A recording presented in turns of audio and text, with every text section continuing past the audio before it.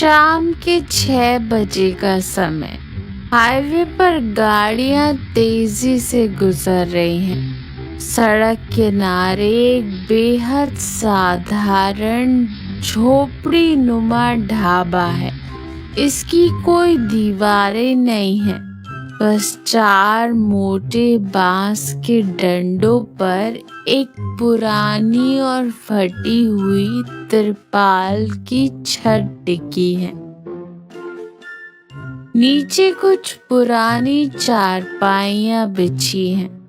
मिट्टी के चूल्हे में लकड़ियां जल रही हैं। शुभ चेहरे पर थकान, लेकिन आंखों में ईमानदारी और कपड़े मैले कुचले पहने हैं। एक बड़ी मिट्टी के हांडी में देसी मुर्गा पका रहा है। ताजे पिसे मसालों की महक हवा में घुल रही है। उसकी पत्नी कस्तूरी चूल्हे की आंच में पसीने से लथपथ होकर गर्मा गर्म तंदूरी रोटी बना रही है। पास ही 50 फीट की दूरी पर एक बहुत बड़ा चमकता हुआ रॉयल पंजाबी ढाबा है, जहां नियॉन लाइट्स जल रही हैं और महंगी गाड़ियां खड़ी हैं। शंभू अपने हाथ से माथे का पसीना पोंछते हुए निराश होकर हांडी में देखते हुए कहता है, कस्तूरी, आज मुनीम जी से कर्जा लेकर ये देसी मुर्गा और मटन लाया हूँ। मसाले भी खुद कूट कर डाले हैं। महक तो बहुत अच्छी आ रही है, लेकिन सुबह से सिर्फ एक ट्रक ड्राइवर ही रुका है। अगर ये सारा गोश्त बच गया तो कल मुनीम जी का ब्याज कैसे चुकाएंगे? कस्तूरी तंदूरी रोटी को एक साफ पत्तल में रखते हुए, मन छोटा मत कीजिए जी। आपके हाथ के देसी मुर्गे के सालन का स्वाद क्या इस हाईवे के किसी 5 स्टार होटल में मिलेगा? जिसकी किस्मत में ये बेहतरीन खाना लिखा होगा, वो पक्का यही आएगा। हम अपना काम पूरी ईमानदारी से करते रहेंगे। शंभू गहरी सांस लेते हुए कहता है, आजकल ईमानदारी से पेट नहीं भरता कस्तूरी। वो देखो, सेठ चंपक लाल के ढाबे पर कैसे भीड़ टूट रही है। उनके पास नरम सोफे हैं, बड़े बड़े पंखे हैं। वो लोग फ्रिज में रखा हफ्तों पुराना मांस रंग मिलाकर भी बेचें तो लोगों को वही पसंद आता है। हमारे पास क्या है? सिर्फ हाईवे की धूल और इस चूल्हे का धुआं। सेठ चंपक लाल अपने आलीशान ढाबे के बाहर खड़ा है। वो शंभू के ढाबे की तरफ हिकारत भरी नजरों से देखता है। चंपक लाल जानबूझकर जोर जोर से चिल्लाते हुए अपने मैनेजर से कहता है, अरे ओ मैनेजर, सड़क किनारे ये झोपड़ी अभी तक बंद नहीं हुई क्या? वो भिखारी आज देसी मुर्गा पका रहा है। हमारे रॉयल ग्राहकों को इसकी ये झोपड़ी और धुएं से चिढ़ हो रही है। कल तक इस कचरे के डिब्बे को यहाँ से उखाड़ फेंकना। मेरे ढाबे की खूबसूरती खराब हो रही है। शंभू चंपक लाल की बातें सुनकर सिर झुका लेता है। उसकी आंखों में आंसू आ जाते हैं। वो अपनी फटी जेब टटोलते हुए कहता है, सुना तुमने कस्तूरी, वो कैसी बातें कर रहा है। अगर कल मुनीम का कर्जा नहीं चुकाया तो चंपक लाल के कहे अनुसार हमारी तिरपाल उखाड़कर हमें सड़क पर फेंक दिया जाएगा। रात के 9 बजे हाईवे पर अंधेरा और सन्नाटा है। हवा ठंडी हो गई है। अचानक एक तेज रफ्तार लग्जरी कार का टायर फटने की जोरदार आवाज आती है। कार बेकाबू होकर शंभू के ढाबे के ठीक सामने आकर रुकती है। कार में से एक अधेड़ उम्र का आदमी अखिलेश उतरता है और हांफते हुए कार का बोनट पकड़ लेता है। अखिलेश पेट पकड़कर करहाते हुए कहता है, अरे बाप रे, एक तरफ ये भयानक भूख और ऊपर से इस टायर को भी अभी फटना था। चारों ओर देखते हुए फिर कहता है, कोई है क्या? कम से कम थोड़ा पानी मिल जाएगा, मेरी जान निकल रही है। शंभू घबराते हुए कहता है, बैठिए बाबूजी, पहले आप इस चारपाई पर बैठिए। कस्तूरी, जल्दी से पानी लाओ। और तुरंत करछुल छोड़कर अखिलेश के पास दौड़ता है। कस्तूरी एक साफ मिट्टी के घड़े से ठंडा पानी एक गिलास में भरकर लाती है। अखिलेश कांपते हाथों से गटागट पानी पीता है, फिर कहता है, मेरा बीपी और शुगर अचानक बहुत गिर गया है। सुबह से कुछ नहीं खाया, मुझे बहुत तेज भूख लगी है, चक्कर आ रहे हैं। क्या खाने को कुछ मिलेगा? मैं उस सामने वाले बड़े ढाबे तक चलकर नहीं जा सकता। शंभू संकोच के साथ और विनम्रता से कहता है, बाबूजी, उस बड़े ढाबे में जाने का कोई फायदा भी नहीं है। वहाँ सब पैकेट बंद और केमिकल रंग वाला खाना मिलता है। मेरे पास देसी मुर्गे का रसेदार सालन, गर्मा गर्म तंदूरी रोटियां और थोड़ा मटन कीमा फ्राई है। झोपड़ी है, लेकिन हमने इसे बहुत साफ रखा है बाबूजी। अगर आपकी इच्छा हो तो। अखिलेश बेताबी से मसालों की महक सूंघते हुए कहता है, देसी मुर्गे का सालन, जो भी है जल्दी ले आओ भाई, भूख के मारे प्राण निकल रहे हैं। कस्तूरी तुरंत एक बड़ा केले का पत्ता लाकर चारपाई पर बिछाती है। उस पर गर्मा गर्म तंदूरी रोटियां रखती है। शंभू एक साफ मिट्टी के कटोरे में हांडी से निकालकर भाप उड़ता हुआ देसी मुर्गे का सालन परोसता है। साथ में थोड़ा मटन फ्राई, कच्चे प्याज के टुकड़े और नींबू रखता है। अखिलेश पहली तंदूरी रोटी का टुकड़ा सालन में डुबोकर जैसे ही मुंह में रखता है, उसकी आंखें खुशी से बड़ी हो जाती हैं। वो हैरान रह जाता है। आहा, उसकी आंखों में आंसू आ जाते हैं। क्या स्वाद है ये! ये देसी मुर्गा, ये तंदूरी रोटी, ये तो बिल्कुल मेरी माँ के हाथों के गांव वाले स्वाद जैसा है भाई। असली मसाले और बिल्कुल शुद्ध।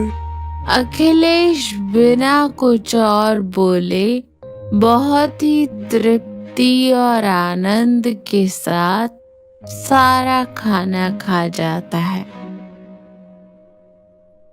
अखिलेश हाथ धोकर गहरी संतुष्टि की सांस लेता है।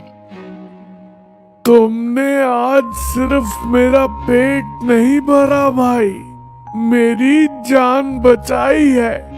मांस पकाने का ऐसा शुद्ध स्वाद शहर में कहीं नहीं मिलता। तुम्हारा नाम क्या है? शंभू हाथ जोड़कर विनम्रता से कहता है। मेरा नाम शंभू है बाबूजी। बस 2 वक्त की रोटी के लिए मेरी पत्नी और मैंने मिलकर ये छोटा सा इंतजाम किया है। अखिलेश अपना पर्स निकालते हुए कहता है। ये छोटा सा ढाबा नहीं है शंभू, ये साक्षात अन्नपूर्णा का मंदिर है। ये लो तुम्हारे पैसे। वो शंभू को 2000 रुपए का नोट देता है, जबकि खाने का बिल मुश्किल से 200 रुपए रहा होगा। शंभू घबराते हुए कहता है। नहीं बाबूजी, मेरे खाने के लिए 100-200 रुपए ही काफी हैं। ये बहुत ज्यादा है। अरे रख लो शंभू, ये खाने के लिए नहीं, तुम्हारे हाथों के हुनर का इनाम है। और ये लो मेरा विजिटिंग कार्ड। मैं शहर का बहुत बड़ा मीट एंड स्पाइसेस होलसेल व्यापारी हूँ। कल शहर आना, तुम्हें जितना भी उच्च क्वालिटी का मांस और मसाले चाहिए मैं अपनी फैक्ट्री से आधे दाम में दिलवाऊंगा। तुम्हारे हाथों का स्वाद सैकड़ों लोगों तक पहुंचना चाहिए। शंभू और कस्तूरी कृतज्ञता से हाथ जोड़ते हैं। पीछे जलते चूल्हे की रोशनी में शंभू की आंखों में उम्मीद की एक नई चमक दिखाई देती है। 2 हफ्ते बाद का दृश्य। दोपहर का समय। शंभू के ढाबे की तस्वीर पूरी तरह बदल चुकी है। अब वहाँ 10-15 ट्रकों की लाइनें लगी हैं। शंभू बेहतरीन क्वालिटी का मांस इस्तेमाल कर रहा है। देसी मुर्गा, मटन फ्राई और तंदूरी रोटी की सुगंध पूरे हाईवे पर फैली हुई है। कई ट्रक ड्राइवर चारपाइयों पर बैठकर पसीना पोंछते हुए चाव से तंदूरी रोटी और मटन खा रहे हैं।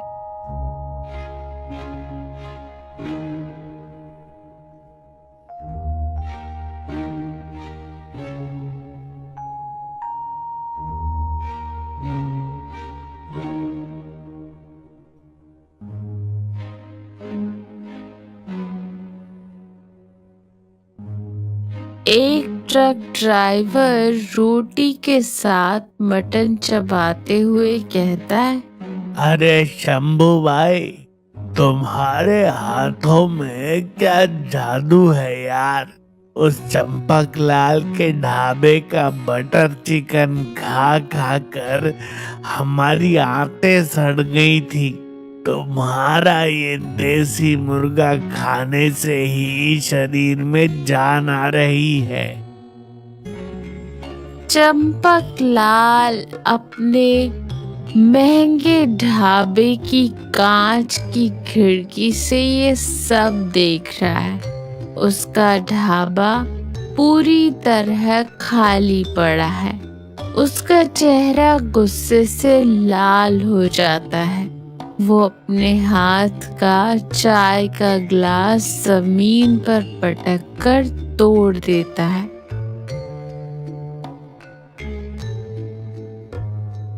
और अपने गुड्डो को बुलवाता है। ये भिखारी मेरी नाक के नीचे अपना धंधा चमका रहा है। मेरे रॉयल ढाबे के ग्राहक उसकी उस गंदी झोपड़ी में जाकर खा रहे हैं। मेरा व्यापार बर्बाद हो रहा है। मैं ये बर्दाश्त नहीं करूंगा। भैरव, कालिया, आज रात जाकर उस शंभू को अच्छी तरह सबक सिखाओ। उसकी मांस की हांडियां फोड़ दो, उसकी तिरपाल में आग लगा दो। कल सुबह तक वो मुझे नजर नहीं आना चाहिए। रात का 1 बज रहा है। शंभू और कस्तूरी अगले दिन के लिए मसाले पीसकर ढाबा बंद करके सो चुके हैं। अचानक अंधेरे में से भैरव और कालिया लाठी लेकर वहां आते हैं। वे बेरहमी से ढाबे के बांस के खंभे तोड़ना शुरू कर देते हैं। सुबह के लिए तैयार मटन और चिकन की हांडियों को लात मारकर सड़क पर गिरा देते हैं। लाल गाढ़ा रस्सा मिट्टी में मिल जाता है। भैरव भयानक आवाज में चिल्लाते हुए कहता है, शंभो, सेठ चंपक लाल का हुक्म है, कल सुबह तक ये झोपड़ी यहाँ नहीं दिखनी चाहिए। अगर फिर से यहाँ चूल्हा जलाया तो अगली लाठी तेरी टांगों पर पड़ेगी। शंभू और कस्तूरी घबरा कर उठते हैं।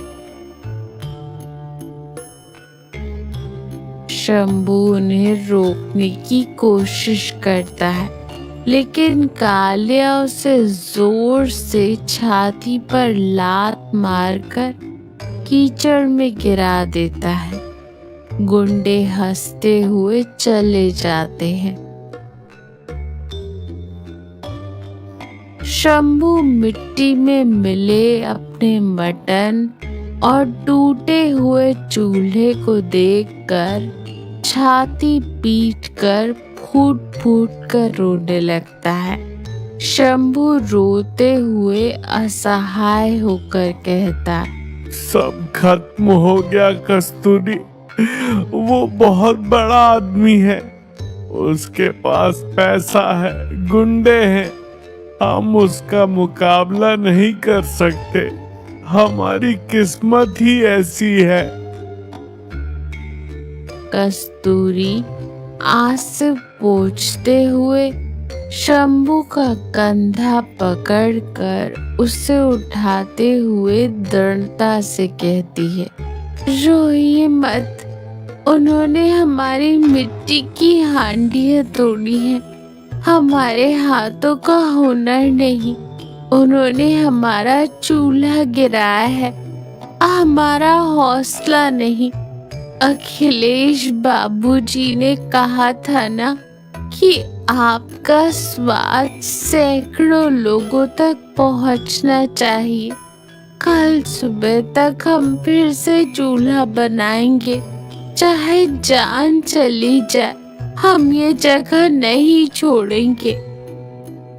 अगली सुबह 8 बजे शंभू और कस्तूरी रात भर बिना सोए मेहनत करके ढाबे को फिर से खड़ा कर रहे हैं।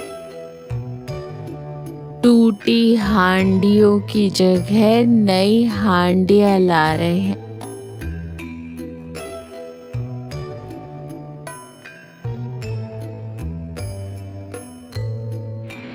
तभी हाईवे पर सायरन बजाए स्वास्थ्य विभाग की गाड़ी आती है और पुलिस की जीप आकर तेज ब्रेक लगाकर रुक जाती है। अधिकारी गंभीर चेहरे के साथ बाहर निकलते हैं।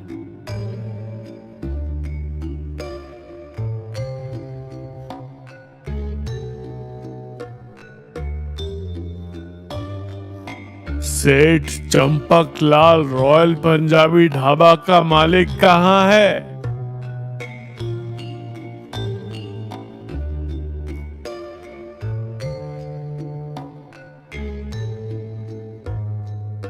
चंपकलाल घबराया हुआ और पसीने से भीगा बाहर आता है।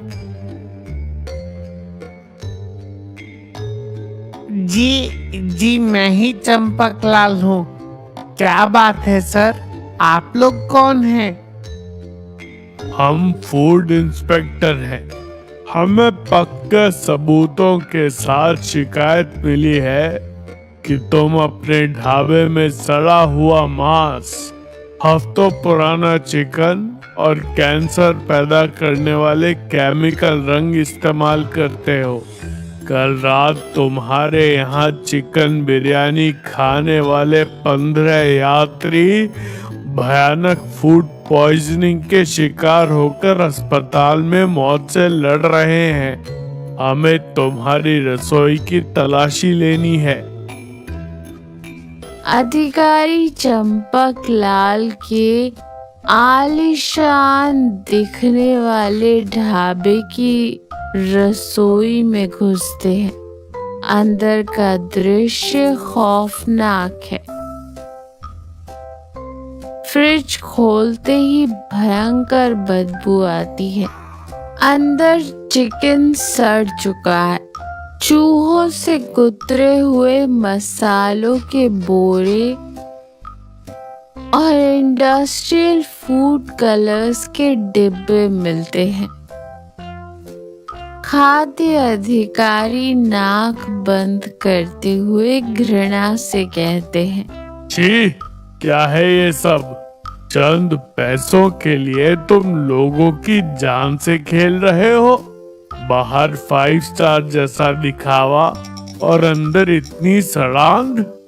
इंस्पेक्टर, इसे तुरंत गिरफ्तार कीजिए और इस ढाबे को परमानेंट सीज कर दीजिए।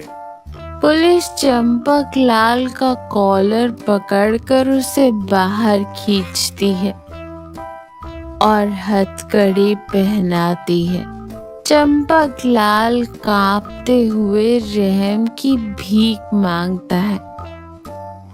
तभी वहां अखिलेश की कार आकर रुकती है।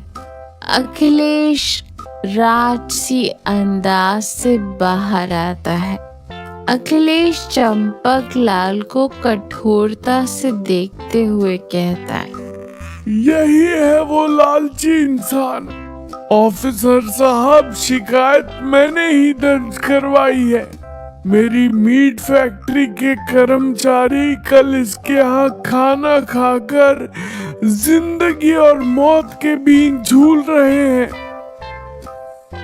अखिलेश की नजर शंभू के टूटे हुए और फिर से खड़े किए जा रहे ढाबे पर पड़ती है। वो शंभू के हाथों पर लगी चोटों को देखता है और तेजी से शंभू के पास जाता है।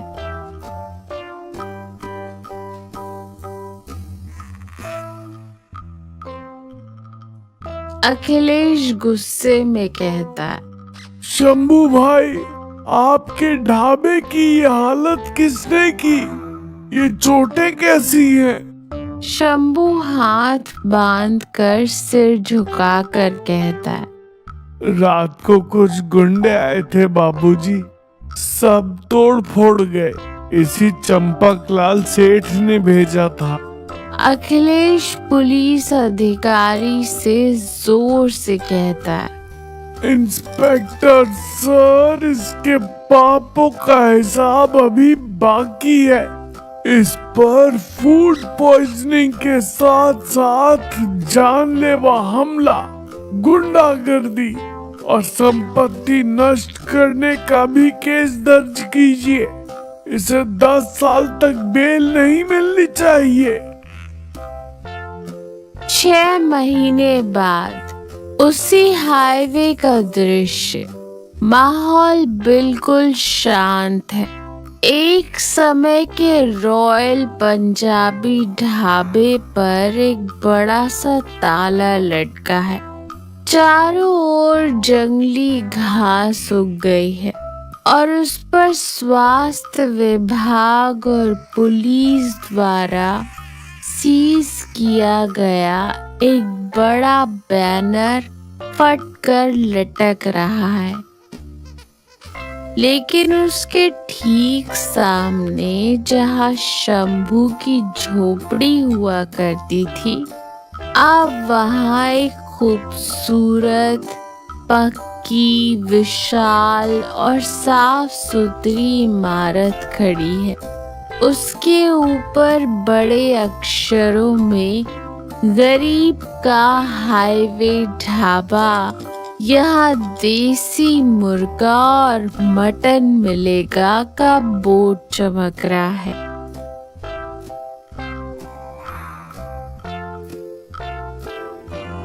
अंदर ग्राहकों के बैठने के लिए साफ मेजें, कुर्सियां, लेकिन खाना पकाने का काम आज भी पारंपरिक मिट्टी के बड़े चूल्हों पर ही हो रहा है। अखिलेश खास मेज पर बैठा है और देसी मुर्गे का लेग पीस और तंदूरी रोटी बहुत ही मजे से खा रहा है। अखिलेश संतुष्टि के साथ कहता है, वाह शंभू, झोपड़ी चली गई और पक्की इमारत आ गई। ढाबा बड़ा हो गया, लेकिन तुम्हारे हाथों का वो जादुई स्वाद और खाने की शुद्धता बिल्कुल नहीं बदली। लाजवाब। शंभू हाथ जोड़कर आंखों में खुशी के आंसू लिए कहता है, ये सब आपकी मदद और भगवान की कृपा है बाबूजी।